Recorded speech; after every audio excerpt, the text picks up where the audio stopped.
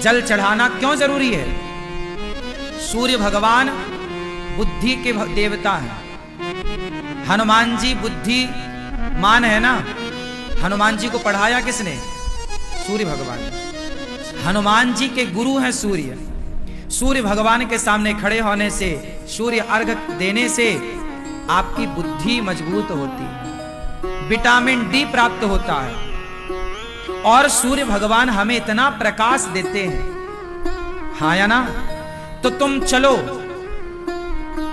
इसलिए मत चढ़ाओ कि वो भगवान है और जल चढ़ाना चाहिए। अरे इसलिए चढ़ाओ कि वो आपको फ्री में प्रकाश देते हैं, तो कम से कम एक लोटा जल देके उनका थैंक यू तो करो, धन्यवाद तो दो। ये कृतज्ञता व्यक्त करनी है।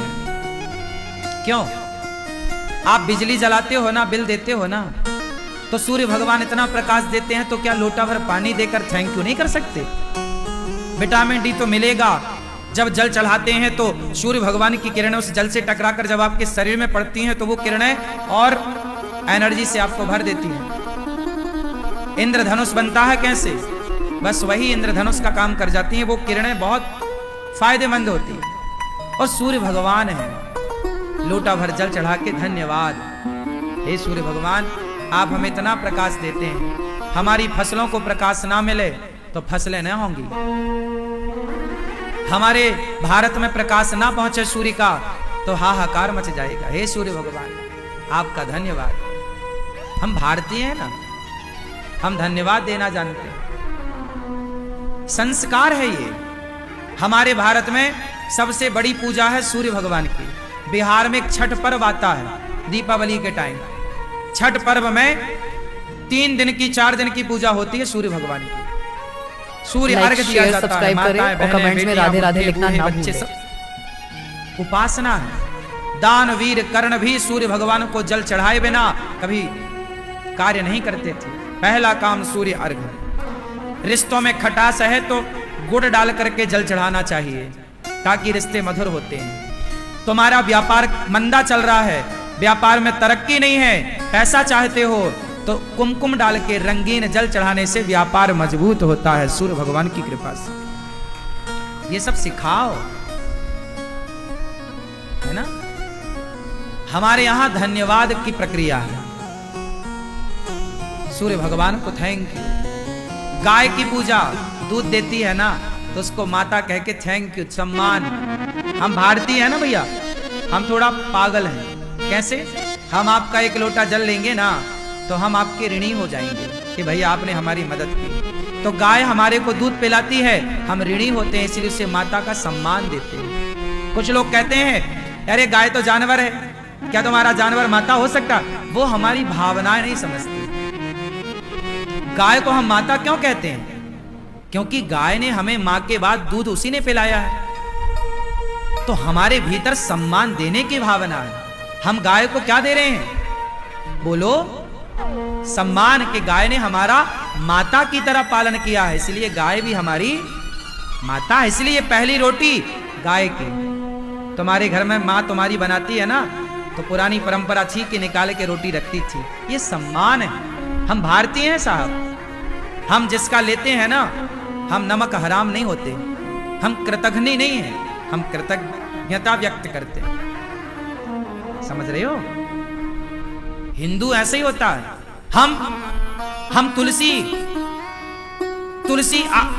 कितनी बड़ी औषधि है, बड़ी बड़ी बीमारियां ठीक करती हैं, तो हमने तुलसी को माता का सम्मान दिया। पीपल ऑक्सीजन देता है, तो हमने दीपक जला के हाथ जोड़ के उसका वृक्षों का सम्मान किया। लोग कहते हैं हिंदू पागल है, पीपल की पूजा करता। नालायक, पागल नहीं है, बड़ा वैज्ञानिक था हिंदू। दुनिया आज समझ पाई कि पीपल 24 घंटे ऑक्सीजन छोड़ता है। हम सनातनी पहले से जानते थे, इसलिए पेड़ पौधों का सम्मान करते आए हैं, दीपक जलाते आए हैं। क्यों? पेड़ पौधों का, वनस्पतियों का सम्मान कौन करता है? बोलो। आज वैज्ञानिक कह रहे हैं ना पेड़ बचाओ, हम तो पहले ही से पूजा करना मतलब सम्मान करना मतलब उसकी रक्षा करना। वैज्ञानिक कह रहे हैं पहाड़ बचाओ, हमारे गिरिराज जी हैं, कामतानाथ जी हैं, हम पहाड़ों की रक्षा करने वाले। पहाड़ों ने हमें इतना कुछ दिया। पहाड़ों का इस धरती पर योगदान नहीं है। पानी बरसाने में प्रथम भूमिका पहाड़ों की और वृक्षों की होती है। वृक्ष ना हो, पहाड़ ना हो तो पानी नहीं बरसता। बोलो हाँ। फिर तो हम तो थैंक यू करते हैं गिरिराज जी की परिक्रमा लगाकर। लोग कहते हैं पागल हो, पहाड़ की परिक्रमा लगा रहे। अरे हमारी भावनाओं को तो समझो, हम किस प्रकार के लोग हैं। हमारा ये भाव रहता है कि हम धन्यवाद, हम तुम्हारे ऋणी नहीं रहना चाहते। तुमने पानी पिलाया है, हम कोशिश करेंगे कि आपका ऋण चुकाएं। ये भावना हिंदुओं की है। नदी सारे किसानों को पानी देती है, वर्षों से देती चली। आज जब ट्यूबवेल नहीं थे, जब मशीनरी जमाना नहीं था, तब खेतों में फसल कैसे होती थी। बोलो, आज मशीन आ गई, ट्रैक्टर आ गया, तो तुम गाना गाने लगे ट्रैक्टर का। उस जमाने को देखो, जब ट्रैक्टर नहीं था तब बैल तुम्हारी खेत की जुताई करते थे। इसलिए हमारे यहां नंदी का सम्मान है। शंकर जी नंदी की सवारी करते हैं। क्यों शंकर जी नंदी की सवारी क्यों करते हैं? ताकि समाज को बताएं कि ये नंदी भी तुम्हारे पोषक हैं, इनका सम्मान करना। सदा से तुम्हारा खेत नंदी जोतता चला आया है। किसान का सबसे बड़ा सहयोगी बैल था। आज आधुनिकता आज आ गई ना।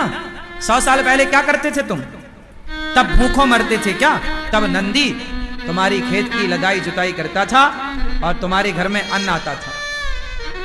आज मशीन आ गई तो उस नंदी को तुमने डंडा मार के निकाल दिया। आज नंदी बेचारे तड़प रहे हैं, पॉलीथीन खाने पे मजबूर हैं। ये नमक हरामी पहले नहीं थी। आज मशीनरी आ गई है, काम फास्ट हुआ है, लेकिन गौवंश को जिसने करोड़ों वर्षों से तुम्हारा पालन किया है, तुम्हारे बाप दादे परदादे उनके दादा उनके परदादा, 100 पीढ़ी पीछे जाओ, तुम्हारी 100 पीढ़ियों का पेट गाय ने भरा है। तुम्हारी 100 पीढ़ियों का पेट बैल ने भरा है। तुम्हारी 100 पीढ़ियों की खेतीबाड़ी में सहयोग गाय का था। यह बात सही है या गलत है? चाहे वो हिंदू था या मुसलमान था या सिख था या ईसाई था, सबके घर में गाय थी, सबके घर में बैल थे और बैलों से हल चलता था। क्यों जी, बात सही है कि गलत बोल रहे हैं? तो तुम्हारे 100 पीढ़ी तक का पालन किसने किया? बोलो, गाय बैलों ने। 100 पीढ़ी तुम्हारी, 1000 पीढ़ी तुम्हारी गाय का उपकार मानती चली आई है। और आज तुम्हारे शासन में, तुम्हारे होते हुए वही गाय कट रही है कत्ल खाने में। और तुम बता रहे हो हम बहुत इंटेलिजेंट हैं, हम बहुत आधुनिक हैं।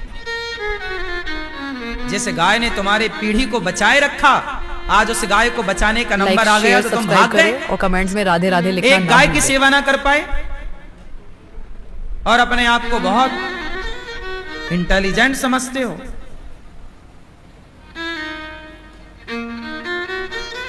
आज आधुनिकता के नाम पे तुम्हारे घर में गाड़ियों को रखने की जगह है, लेकिन एक गाय बांधने की जगह नहीं है। 50,000 का कुत्ता तुम्हारे घर में है, पर एक गाय नहीं है। भूल गए उस गाय का एहसान? आज तुम जिंदा हो तो गाय के बल पर। जब भारत के प्रधानमंत्री लाल बहादुर शास्त्री हुआ करते थे, उस जमाने में उन्होंने एक नारा दिया था, 1 दिन का उपवास करो, 1 दिन का उपवास करो। क्योंकि भरपेट भारत में अनाज नहीं था। उस समय लोग, जब भरपेट अनाज नहीं था, तब गाय का दूध पीकर, घी पीकर, पहले के लोग 1-1 गिलास घी पीते थे। हाँ या ना? पुराने लोग 1-1 गिलास घी पीते थे। ये बात कितने लोग जानते हैं? जानते हो क्यों पीते थे?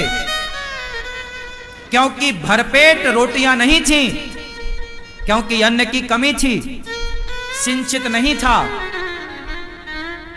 जब तुम्हारे बाप दादे भूख के संकट से गुजर रहे थे, अनाज नहीं था, उस समय गाय ने अपना दूध और अपना घी पिलाकर तुम्हारे पूर्वजों को जीवित रखा था। और आज वही गाय कत्ल खानों में कट रही है। और तुम बहुत होशियार हो, कुत्तों के पीछे पड़े हो, कुत्ते गाड़ियों में घूम रहे हैं। इतने नमक हराम नहीं होना चाहिए, इतना बड़ा नमक हराम नहीं होना चाहिए। तुम गाय का एहसान चुका कैसे पाओगे? है हिम्मत तो चुकाओ। गाय का एहसान तब चुकेगा जब तुम घर में गाय रखना सीखोगे। तुम्हारे घर में गाय है, लाइक शेयर सब्सक्राइब करें और कमेंट्स में और यदि उसका बछड़ा हो जाता है तो तुम सोचते हो नंदी का क्या करेंगे? अरे जैसे गाय खाती है बैल को भी खवाओ। क्या खा रहा है वो? तुम्हारी पूरी दौलत खाई जा रहा है क्या? जब तुम्हारे ऊपर संकट था तब गाय ने तुम्हारा पेट भरा ना। आज गाय पर संकट है तो क्या तुम्हारा धर्म नहीं है कि तुम गाय की सेवा करो? आज गौवंश पर संकट है इस भारत में, क्या तुम्हारा धर्म नहीं है कि तुम गाय की सेवा करो?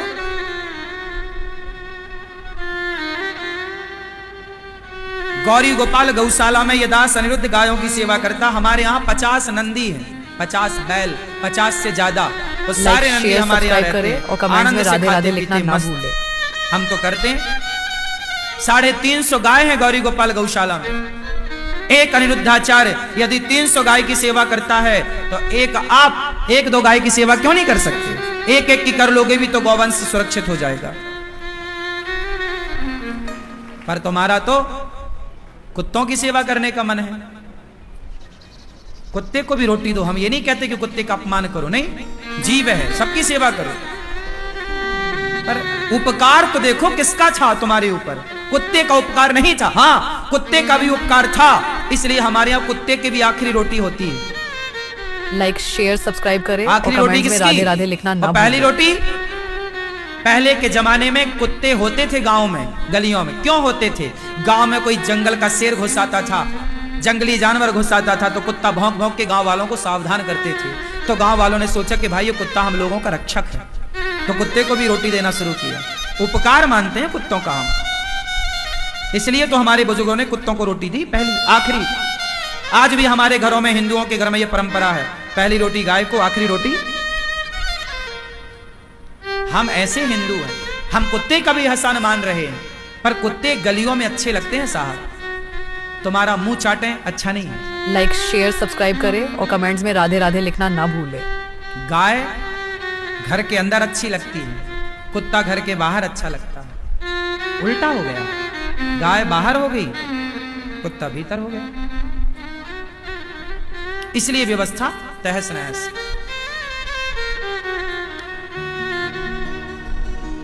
मैं उस किसान को प्रणाम करता हूं जो किसान आज की आधुनिकता में भी अपने खेत की जुताई बैलों से कर रहे हैं।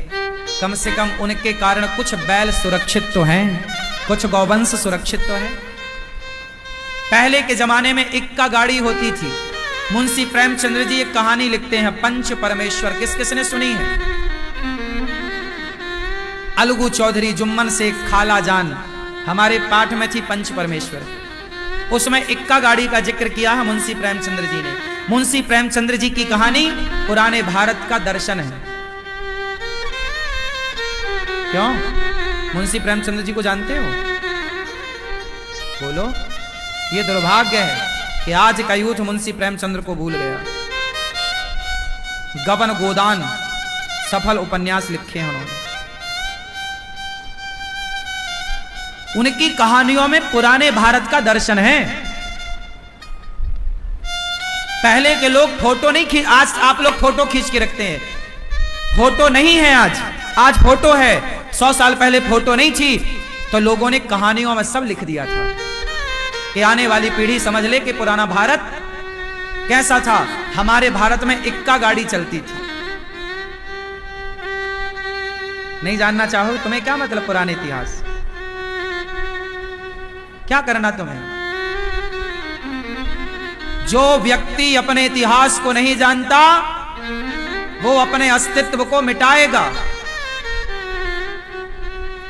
इतिहास को जानिए, अपने बच्चों को इतिहास पढ़ाओ। सर्वनाश हो जाएगा उनका जो अपने इतिहास से कुछ नहीं सीखेंगे, जो इतिहास को नहीं जानेंगे। इतिहास में कही गई बातें लाइक हमारे और सब्सक्राइब आपके लिए करें और कमेंट्स में राधे राधे इतिहास लिखना को ना भूलें। नकारा नहीं जा सकता। पढ़ा करो इतिहास, पुरानी पुस्तकें पढ़ो, मुंशी प्रेमचंद की कहानियां, पंच परमेश्वर, क्या बढ़िया उसमें न्याय। उस जमाने में कोर्ट कचहरी नहीं था, पंचायत होती थी, पंच होते थे, और क्या न्याय होता था, उसकी एक झलक पंच परमेश्वर की कहानी में लिखी गई है। इक्का गाड़ी समझते हैं आप? इक्का गाड़ी क्या होती है? इक्का गाड़ी समझते हैं? हाँ, घोड़ा गाड़ी में तो घोड़ा है। इक्का गाड़ी जो थी ना, वो एक बैल से चलती थी। 2 बैल से चलो उसे बैलगाड़ी कहते हैं, छकड़ा कहते हैं। जिसमें एक बैल की जरूरत पड़ती थी, वो इक्का आज भी गांव में कहीं कहीं देखने को मिलती है, इक्का गाड़ी है ना। वो गाड़ियां थी, पहले के लोग यात्राएं करते थे, पुराना भारत था। मेरी इस सारी बातों का निष्कर्ष ये है, आप सबसे हाथ जोड़ के प्रार्थना है कि गौ माता के बारे में सोचिए कुछ। क्यों चढ़ाते हैं सूर्य भगवान को जल?